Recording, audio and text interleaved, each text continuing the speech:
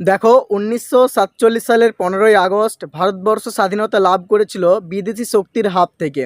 আমরা সেই সমস্ত দেশের মানুষ, আমরা সেই সমস্ত দেশের যুব সম্প্রদায় যে দেশে নেতাজি সুভাষচন্দ্র বসু, শহীদ ক্ষুদিরাম বসু এবং ভগৎ সিংয়ের মতো নজওয়ান ব্যক্তিরা জন্মগ্রহণ করেছে, যারা তাদের নিজের রক্ত দিয়ে দেশের স্বাধীনতার জন্য লড়াই করেছে, জীবন উৎসর্গ করেছে। তাদের চরিত্র কীরূপ ছিল আজ আর আজ আমাদের চরিত্র কি?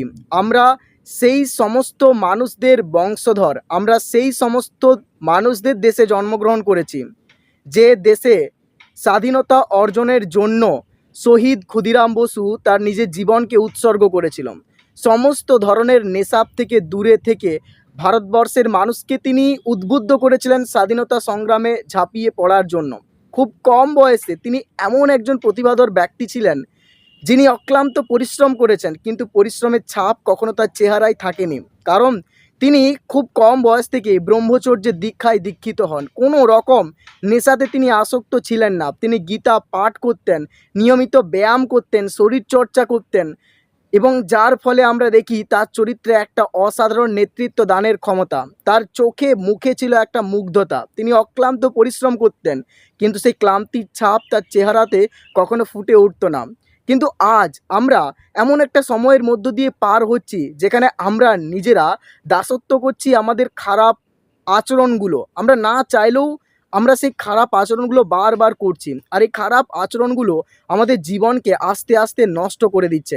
আজ আমরা খারাপ ভিডিও, খারাপ দৃশ্যতে এত পরিমাণে আসক্ত হয়ে গেছি, আজ আমরা অনলাইন গেমসে এত পরিমাণে আসক্ত হয়ে গেছি যে আমাদের জীবন আস্তে আস্তে নষ্ট হয়ে যাচ্ছে। দেখো, আমরা সেই দেশের মানুষ যে দেশে নেতাজি সুভাষচন্দ্র বসু, ক্ষুদিরাম বসু, প্রফুল্ল চাকি, ভগৎ সিংয়ের মতো মানুষরা জন্মগ্রহণ করেছিলেন। তারা বই পড়তেন, তাই তারা একজন নিজেকে মানুষের মতো মানুষ হিসেবে আত্মপ্রকাশ করেছিলেন, দেশকে নেতৃত্ব দিয়েছিলেন।